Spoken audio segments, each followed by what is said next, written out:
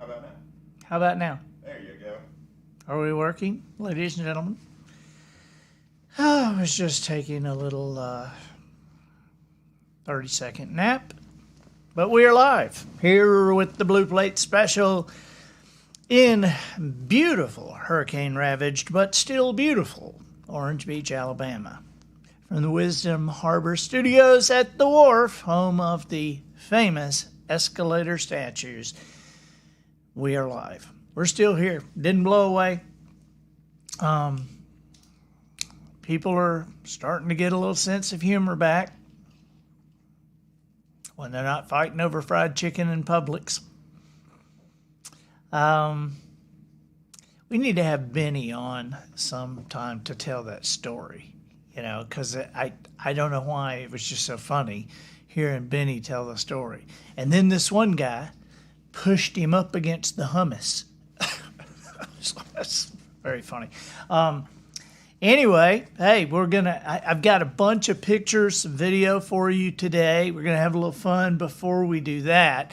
I wanted to ask you, if you would, to go ahead and share this, okay? This, I think it's going to be a good show to share and let some people around the country and the world see what's going on right here at Ground Zero in Orange Beach, Alabama.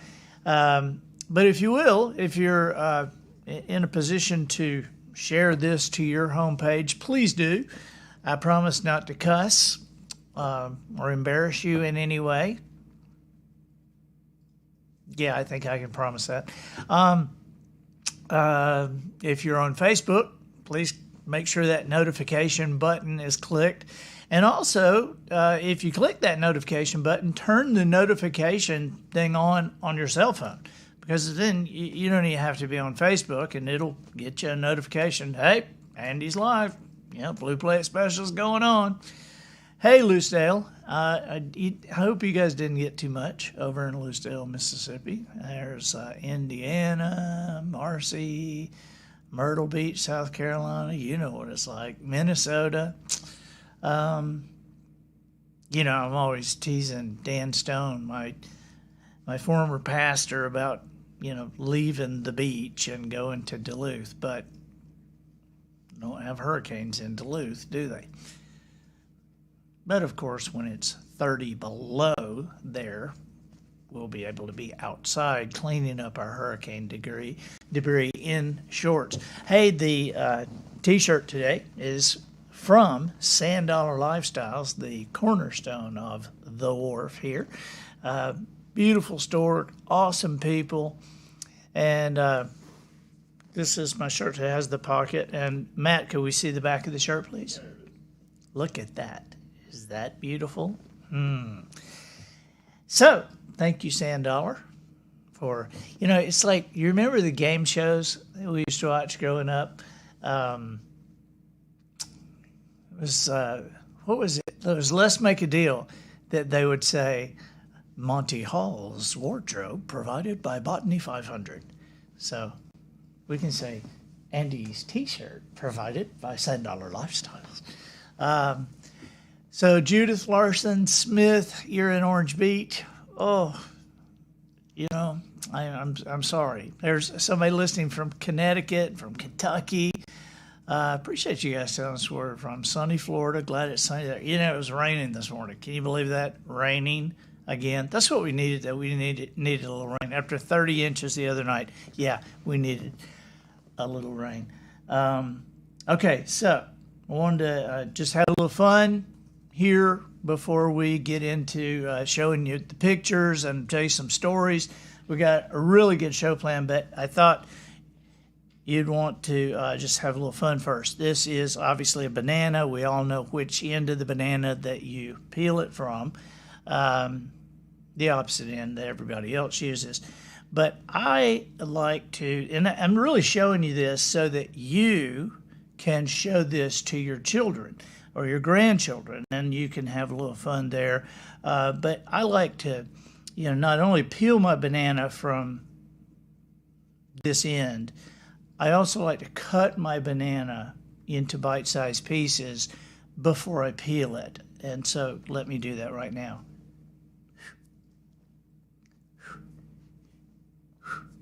Okay, that's done. So, let's see. Let's peel this baby on down. It's pretty ripe banana. Good grief. It's a really ripe banana. But as you can see, it is already cut right there.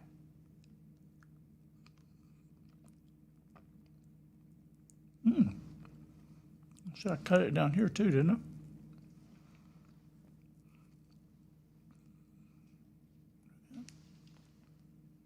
Oh yeah, there we go, right there. Kind of mushy banana. But I want to show you how you do this, okay? Because, just don't use so mushy a banana. I just saw these before I left the house and I thought, well, number one, we got to eat these now. But I didn't eat them now. I waited probably a couple hours too late.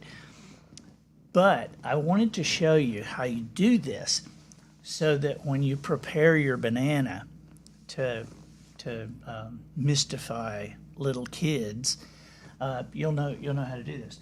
Here's all you do. You take your banana and a needle and some thread. Okay? Judson Perkins says those are definitely bite-sized pieces for your big mouth. Really? Really? You want to go there? Okay.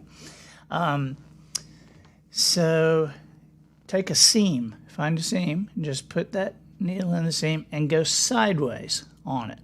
Go from seam to another seam, okay? And pull it out, pull it to the knot. Go right back in the same hole and then go to the next seam. See what I'm doing here? Over there. And right back in that same hole and go over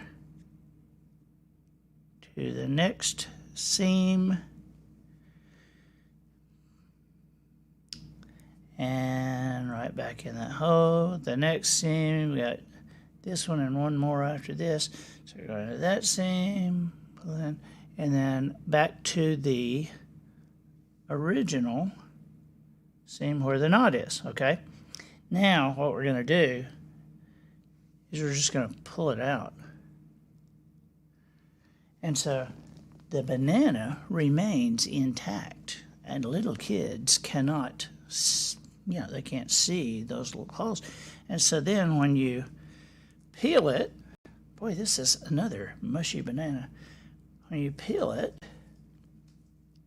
you have, as you can see, it's already cut.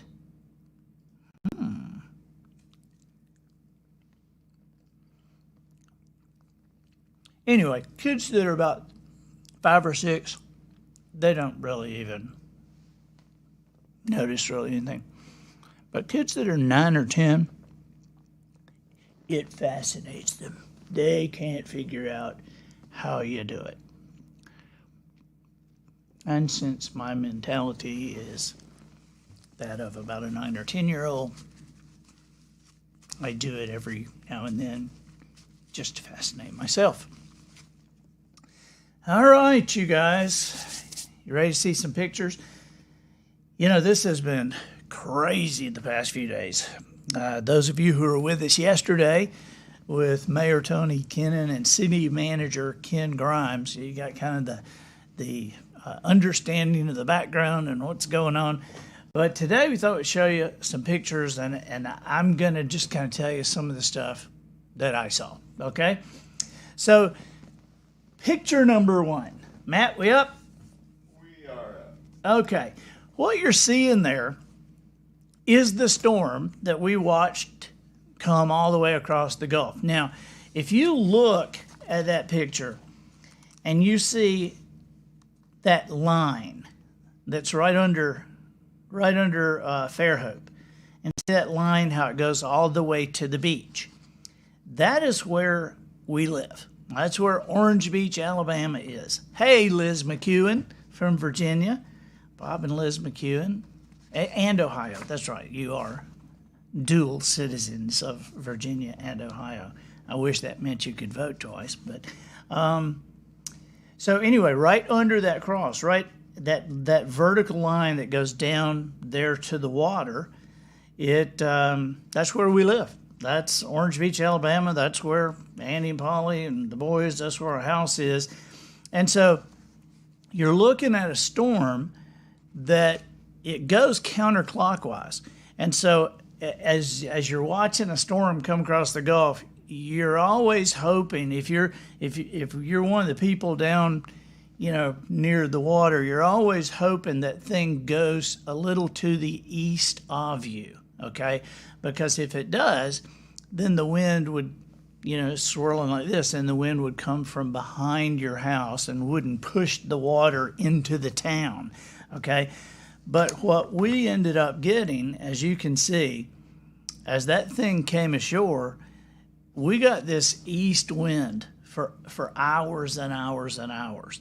And a lot of the houses here, ours included, kind of lay north and south. And so all your yard stuff and everything is that way. So it just hit us from the side. I mean, it just kind of blindsided everybody.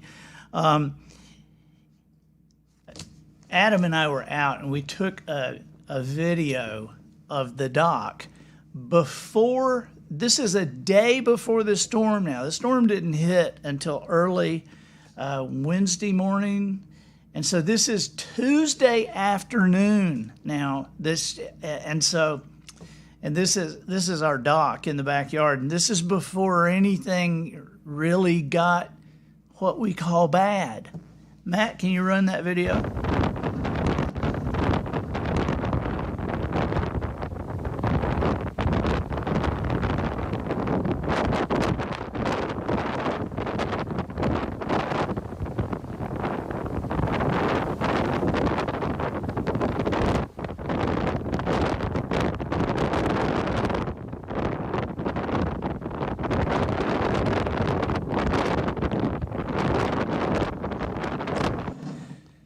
And that's before it got bad.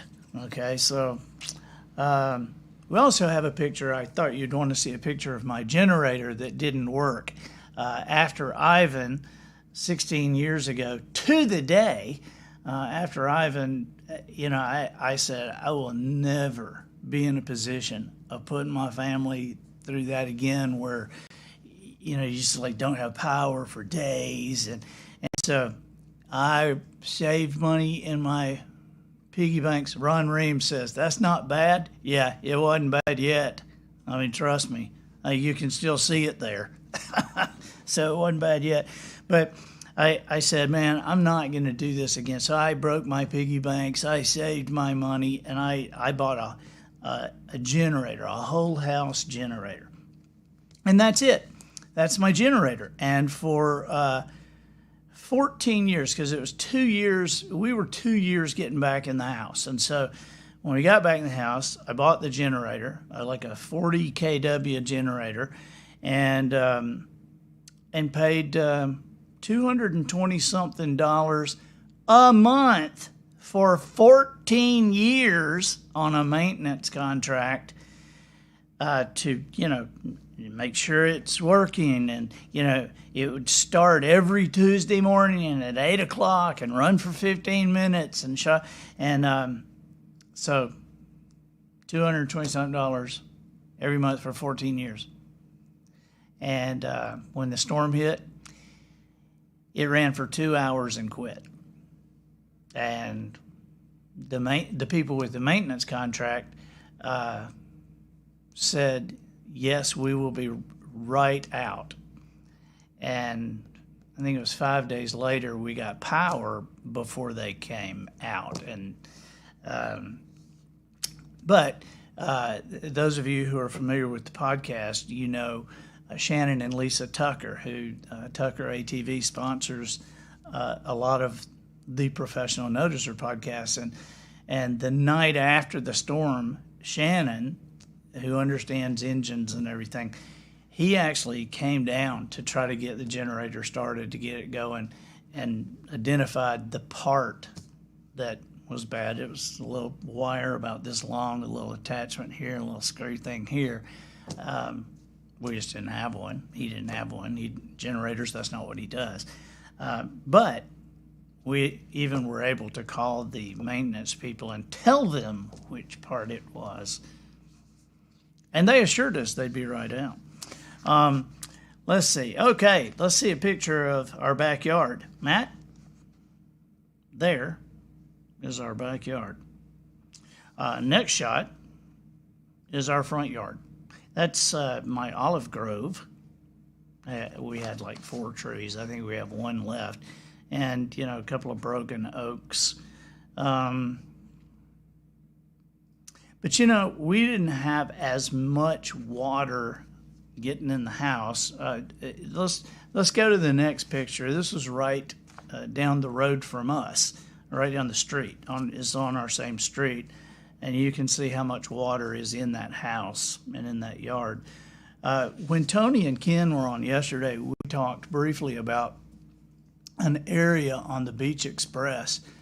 And this is, I don't know, this is maybe 20 miles north. So this is 20 miles north of the actual coastline. And beautiful pine trees, beautiful things. And this is what it looks like now. Those trees were snapped off. And then, Matt, move ahead one I isolated. I took a picture of one of those trees so that you could see the forest. I mean, these pine trees are probably, 20 inches around, and they were like snapped off, about 10 feet above the ground, and they lost hundreds of them. The pecan orchards around here, I didn't get a picture of the pecan trees, but the pecan orchards around here are just absolutely devastated. One of the oldest pecan companies, Underwood Pecan Company, here to kind of announce they're no longer in business because it was like 500 trees down, which was just about all of them. We are still in our house. We got power back and kind of a trickle of water, and we have a structural engineer coming to our house today. So, but there's places like in the ceiling that, I think we've talked about this before, that hurricanes are very weird things. It's a storm that kind of continues. It develops over the next few weeks, because it's like now we're looking in the dining room and we're going, that wood is coming off the ceiling, and then outside, on the porch, the wood's buckling, and inside in the living room, it just is, it's kind of a mess. Patricia Bice says, are you on the bay or beach? We're not on the beach, and we're not on the bay. We're on this it's like a canal kind of thing that runs.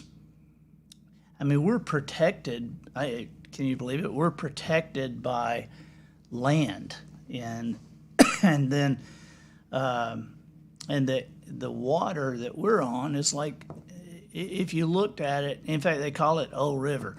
It's not a river; it's salt water, but if you look at it, you might think it's a river, and so usually, like if the wind had blown from the north, if it had come from the other side and blown from the north, then we may have had wind damage. Okay, if it had blown from the south, it can't get the waves going. There's not enough room for the wind to build the waves from the south. And then if it had come from the west, where we are, the land kind of goes out like this, so we're a little bit protected there. But from the east, it has 5 miles to pick up speed. And, we're in an area of calm water. We don't have waves, but we had waves then. Chris Comer came in. I mean, he came in the day after the storm, but he brought us a couple of generators, and helped several of us. We can't tell you how much we appreciate Chris. So look at the next picture. There's the Floribama. If you're wondering how the Floribama, nothing can kill the Floribama. Nothing can kill it. But there it is. It was flooded, and the Floribama is actually on the beach. Okay, so they're right on the Florida-Alabama line, and if we're standing in our backyard, we can be pointed like that way. There's the Floribama to us, and so if the wind is blowing right, we can sometimes hear strains of Redneck Mother coming over the water. But the Floribama got flooded. Let's see. Polly feeds the birds. Let's see. Okay. So Polly feeds the birds. And so the storm knocked the bird feeder out of the palm tree and just like busted it all over the ground. And so there's, and then blew the seed away, I suppose. But it was really odd to us that the day after the storm, all the birds were just kind of like sitting in this pyracantha bush, going like, this is where we said we'd meet, right? The birds, there was no food. So I went to Al's. It was just a little store here, over in one of the supermarket complexes, and I went in, and when I went, there was no power, obviously, but the door was open, and there was a sign on the door that said, "We are open for emergency goods only." We're open for emergencies only. And so I walked up, because that's the only place I knew had a bird feeder, and I walk up, and the man says, "Hey, can we help you?" Because it's like dark in there. It's the middle of the day, but it's dark. It's no power anywhere. He says, "Can I help you?" And I said, "Yeah." I said, "I'm local and just came to get a bird feeder and some bird seed." And he said, "I'm sorry, we're only open for emergencies." And I said, "Well, for the birds, this is an emergency." He said, "You're right, come on." So got a bird feeder, and the birds are being fed. If you look at the next picture, that's County Road 12 and the Beach Expressway. And the first time I went through there, I almost hit that stupid thing. It hung down that low for a couple of days. Shannon and Lisa Tucker almost hit it. It was right about dark. They were coming in, and they almost hit it. Chris Comer almost hit it going out. I almost hit it 3 or 4 times because I can't remember one moment to the next what's going on. And so it's like, oh, yeah, there's that thing. But, those things are heavy. I don't know if anybody hit it, but it was finally gone the other day I saw. There's another picture of our backyard here. And then there's a picture of the other side of our backyard on number 13, Matt. And number 14 is just kind of a different angle of our backyard. So at least you wouldn't mow that, would you? You wouldn't take a lawnmower through that. Now, here's an interesting picture. Matt, let's show them the Gulf State Park Pier. The pier plays an important part in my life, obviously. And it's at the first of the Noticer. It's talked about in the Noticer Returns. We talk about it in Just Jones. And so this pier was getting a redo, the BP oil spill money had come in for the state or something, and so they said, let's make this the greatest pier in the history of the world, and it's the longest pier, nicest pier anywhere on the Gulf of Mexico. And you can even see they had a second story built out there on the end of the pier as a viewing platform so that the tourists can watch people catch big fish and not be in the way. And that little bitty house there on the end of the pier, that is an elevator, for disabled people. And it's got to be the only pier in the world with an elevator.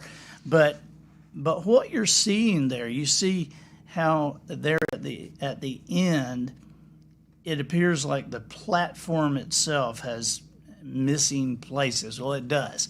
What you're seeing there is concrete, one of the two. But the boards that were laid across it have all blown away. Now, obviously you see the missing part of the pier. That was all concrete. I mean, you've been across interstate bridges, right? And it was built like an interstate bridge. I mean, same company, same kind of stuff. In fact, part of the Pensacola Bay Bridge was blown away. And so it's very odd that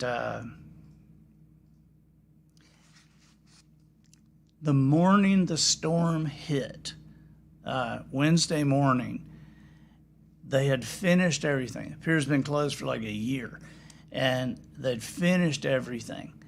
They used epay is the wood that they used, which is like expensive wood. It's hard as a brick. You have to drill it before you can put a screw through it. And I mean, this was the nicest pier anywhere. And Wednesday morning, I was going to be down there to cut the ribbon on the new pier. Have the guy who lived under it cut the ribbon. But so the morning they were officially finished and we're going to present the new pier to the world, that happens. Next picture is just, that's just what all our roads look like. Hey, Irene, how are you? Hope you guys didn't get too much of this in Louisiana, but that's what all our roads look like. We have to pile stuff out by the roads. We have to take stuff out to the road, and FEMA picks it up, we hope. And so anyway, that's what all our roads look like. It's just trash. Beverly, as did Matt and his family, find a place to live. Matt, did you find a place to live? Could you talk to us? Have you got a microphone there? It's talk to Beverly from yesterday's. Okay, well then come over here. Just come over here with me. In your Wisdom Harbor. Let's see, I can point it Oh, up. see, he didn't want to come on camera. I don't want to. He didn't comb his hair, I guess, and so he's fixing the microphone where he can talk. Hello? Am I here? Let me see. Am I here? Oh, you got it? I think it's working. Okay. Well, so tell us, Matt, what was it like? Now, you and Little Bit, that's my nickname for Matt's wife. You and Little Bit were in the apartment during the storm. Like, we were all just because everybody stayed. So what was it like during the storm in the apartment? And you're like 10 miles away from the water. Yes, we're a good bit away. I mean, this is our first hurricane that we've ever been through, and I mean, there was a good bit of water that was coming in from the porch area, and I mean, we had to use just tons of clothes and blankets and our comforters and sheets and everything just to try to soak up all the water that was coming through. But it felt like a roller coaster. But we're on the third floor of an apartment, and I mean, we thought the hurricane was there, and then it just kept getting worse and worse and worse. And I mean, it felt like the whole place was just about to explode. But there really wasn't a ton of water damage. We're still waiting for our walkthrough with the apartment people. There was the apartments on the first floor were completely destroyed. I mean, they've got dumpsters out there. They're taking all the carpet, all the drywall. Everybody had to be out on the first floor within, I think, 2 or 3 days. They didn't have power anyway. Yeah, no power anyway. So. And so they're getting to us that weren't as affected, and hopefully we'll be fine and able to stay. And maybe it's just minimal stuff that they got to tear out for us. Did you notice? I hadn't even asked you this. Was water coming in through the light fixtures? Not in our place, but I did on one of the neighbors on the first floor was showing me pictures, and yeah, he had like where they have, I think, the sprinklers. There was water leaking from any of the pipes on there. He had water coming out of his electrical outlets. Yeah, that's real safe, isn't it? Yeah, it's like don't flip that on That'll when the make you power feel comes good. back. We had water coming out. It's an odd thing because that, with that wind blowing that much water, we had 30 inches of rain, right?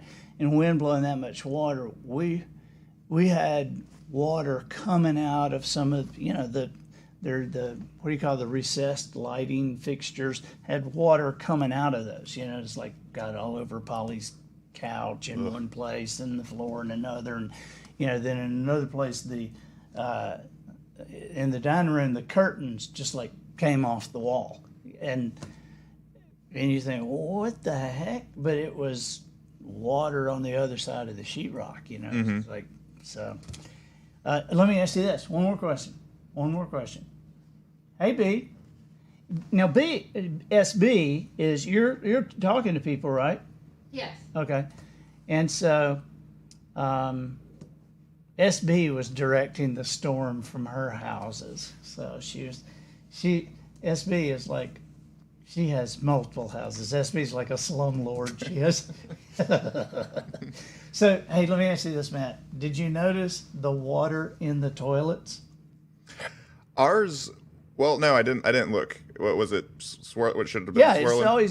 it's amazing to me that the water will it like goes back. I should have taken a video of it, but it goes back and forth in the toilet.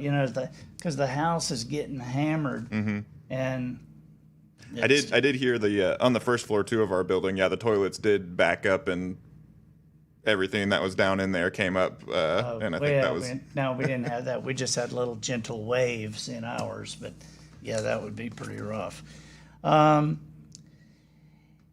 There's always things that you see that are like personal. I don't know. Things like you go by a house and you see stuff being piled by the road that it meant a lot to the family. I mean, other than just mattresses and sheetrock and wood and all.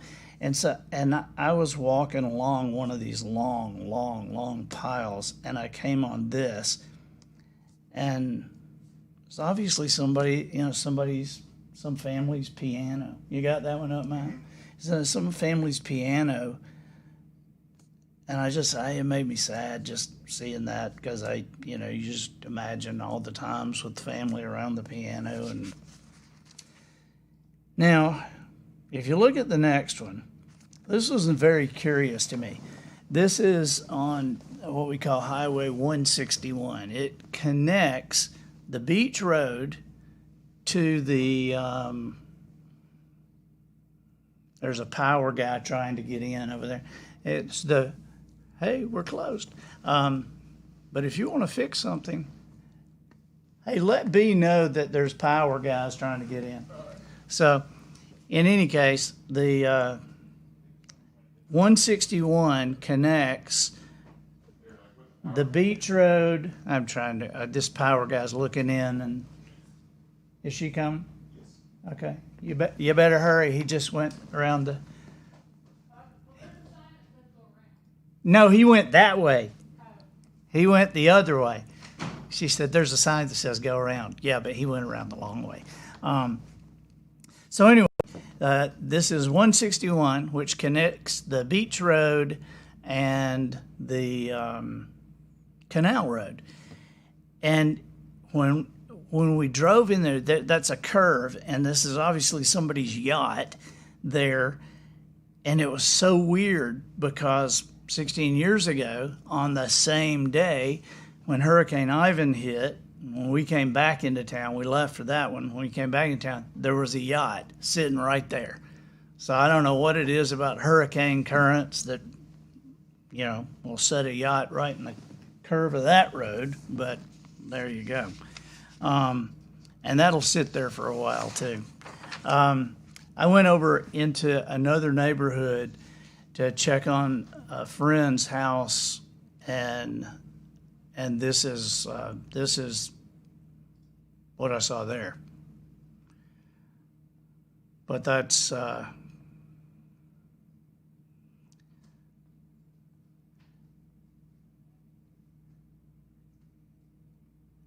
then look at the next slide. It's kind of a close up of the larger boat and the smaller boat being pushed up through the roof of the boathouse.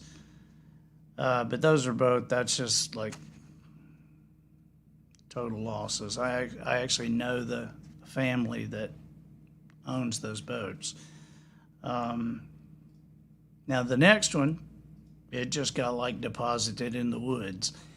And so I just took a picture just to show you how the boats are everywhere.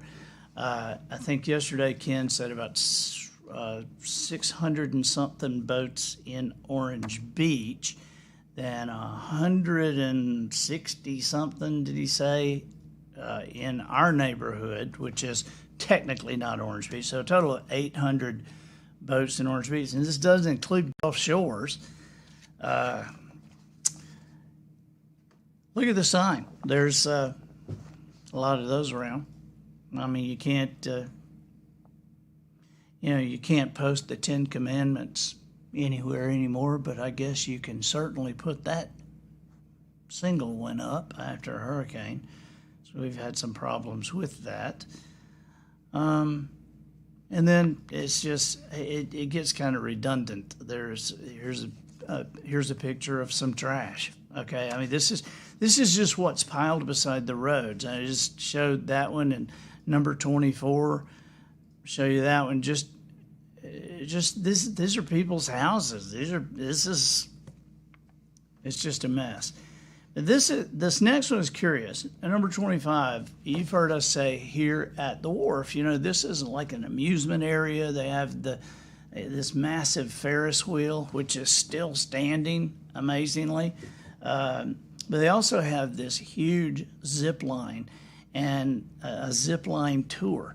And so what you're seeing there is one of the zip line towers before the storm.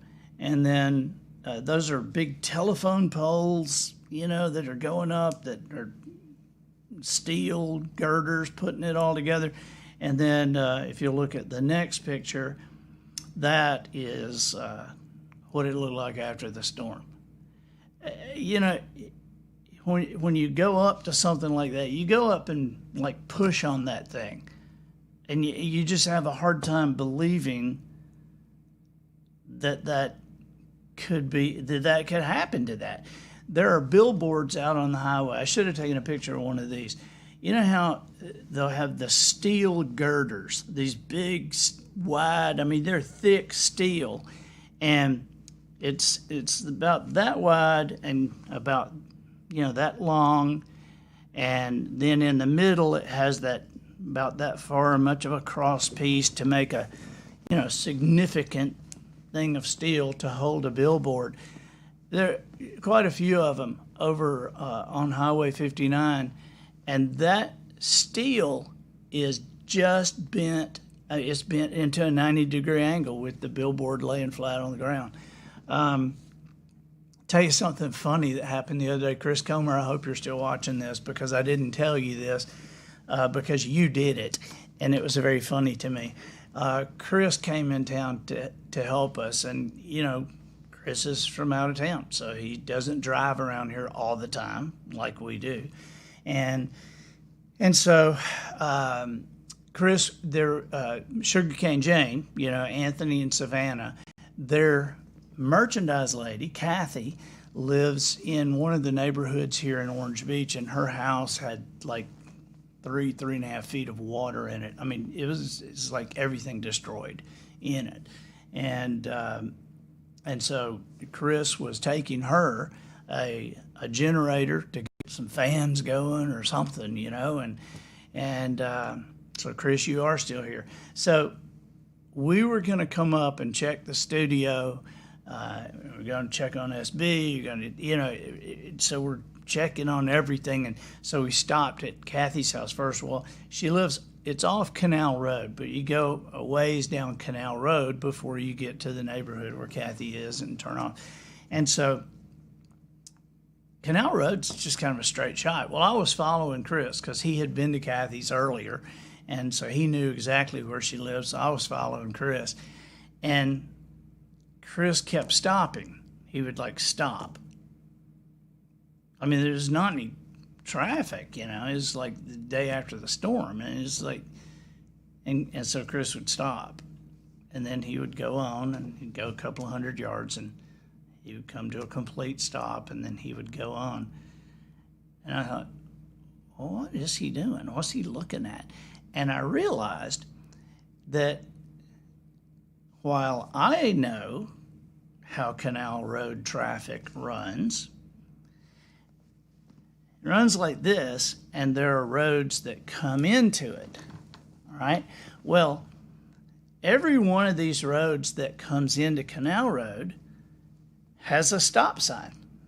Okay, so if you're coming down here, you got a stop sign, you're going to stop and look on Canal Road before you pull out on Canal Road. Okay, but the hurricane had taken every single one of those stop signs and turned it exactly like that. I mean, it was like perfectly facing Canal Road. And so Chris was stopping at every one of those stop signs. I finally figured out what was going on. So, all right, I got one more picture and one quick video. The picture, I think is, to me, it's reminiscent of the year. If 2020, which we all thought that was such a cool number. Remember when it started? We thought, 2020, what 2020 vision. Oh, this is, and now we're just wanting to get rid of it. But I tell you what, if 2020 were a hula hoop, this is what it would look like. Yes, sir. 2020 were a hula hoop, it'd be made out of barbed wire. Now, one last video I want to show you. This is 35 seconds long. I'm just going to be quiet and let you watch that, and we'll come back. But there are these cool things that happen, even in the midst of everybody being scared and uncertain and all. There are kind of little things that you see that happen that you don't get to see very much. And, Polly always puts out a hummingbird feeder this time of year because it's, they're gearing up to cross the Gulf. These little birds actually fly across the Gulf of Mexico. And so they stop here at the coast and, drink flowers or whatever they do to gear up and store up their energy to make the trip. Well, Polly got a video the afternoon before the hurricane came in, and the hummingbird feeder was it was just doing this, okay? But there was a hummingbird that was still trying. He was trying to stay with it. It was like it was like a fighter jet trying to land on an aircraft carrier in 20-foot seas or something. But after the hurricane, we realized pretty quickly, because right now it's been 6-7 days, everything is brown. Everything's brown. I mean, it's like God used all his brown paint here, because all the leaves are brown. The buildings have had stuff blown against them. It's just crazy. But there are no flowers for the hummingbirds. There's no flowers. And so the hummingbirds, we're seeing more hummingbirds on that feeder than we've ever seen before. And so at the end of the day, we're exhausted around here. But Polly and I sit out there on our back porch and watch these hummingbirds. And so here's 35 seconds of hummingbirds. Roll that, Matt.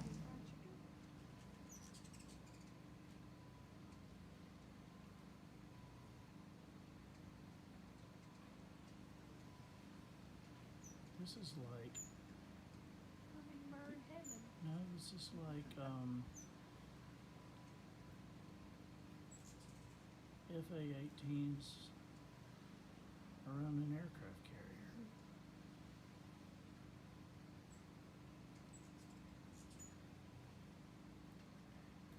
They did look like that when they were trying to refuel during the storm the other day, and it was blowing all over the place.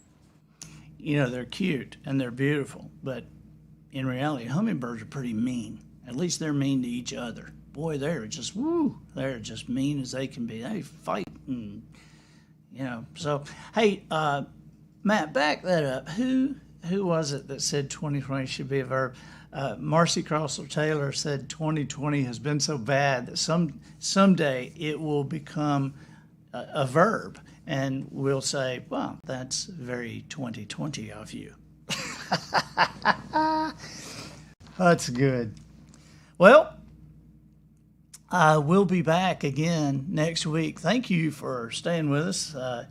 You know, at some point, we'll give you updates, but you know, next week we'll give you an update next week, and we'll probably Martha Rigsby. Yes, Polly fixes sugar water for those hummers. So probably sometime next week, probably Tuesday. We're thinking maybe Tuesday, Matt. Probably Tuesday. We'll give you another update on the hurricane, but then we're going to move on to some other stuff. Okay, let's just have some fun again, and if you haven't gotten Just Jones, I would appreciate you getting it. If you have gotten it and read it, and you like it, I really wish you would go to Amazon and put a review on there. You don't have to have bought it from Amazon to put a review. You can just put a review on there, and that would really help me, you know, if you'll do that. But what would really help me more than anything is if you do love the book, if the book meant something to you, if you can read between the lines on some of that stuff and think, there's some people who need to read this. You know, there is nothing that I can do. There's nothing any PR people can do that is better than your word of mouth. You know, you saying to somebody, you have to read this. Have you read it? Have you read it yet? Okay, I'm going to buy it for you. Okay, have you read it yet now? Have you read it? I mean, there is nothing like that kind of passionate word of mouth. And so if you enjoyed the book, I would appreciate that. Okay. Thank you guys. You guys keep our spirits up. We feel like we have friends all over the world praying for us and thinking about us, and we feel like that because we do. And those people are you. You are our friends. You are the ones that we think about and look to in times like this. And just want you to know how much we appreciate you. Okay? Anthony and Savannah are doing great. By the way, I talked to Savannah as I was coming to the studio today. So Sugarcane Jane, they're great. I say they're great. They don't have power yet. Okay, they don't have power or water yet. And a tree fell on their house and another one on the studio. And so they've taken all the recording equipment out and they're drying it, and it's one of those kind of time will tell kind of things, you know, if the board is okay. So, man, say a prayer for them. But they and their little kids are fine, okay? Savannah's family lives nearby, so they've got a place to go shower and rest a little bit, but they're in cleanup mode. And PC and her family, they're cleaning up a lot of stuff. And Tommy, who's at my house most times, Tommy was coming out of tried to walk out the other night and actually went in a hole up because he had gone in the car and it got too deep. So he thought, I'm going to walk out. I'm not staying during this thing because the water started. Well, he fell in a hole up to his neck and took one more step and was over his head and got out. And that was like in the middle of the storm. So this is just crazy. But there's trees falling everywhere, and you figure you got to get out of here. The studio did okay. We got water in here, but we didn't get a lot of water on stuff, right? We've got a bunch of books in here, and so the stuff is fine. The peace table was fine. I was a little nervous about it. This is where I came first to look at the table. If you haven't read the book yet, read Just Jones and you'll understand what I'm talking about the peace table. But this is it. And here are the arrowheads. I don't know if you can see that. This at some point we'll have to show you, give you a little tour. Okay. Thank you guys. We love you. We'll see you soon. Let me end with what was that? How did Lawrence Welk? Just good night, sleep tight, and happy dreams to you. Adios, adios, au revoir, something like that. And so until we, that's what it is. And so until we meet again, adios, adios, au revoir, auf Wiedersehen. Good night. See you later.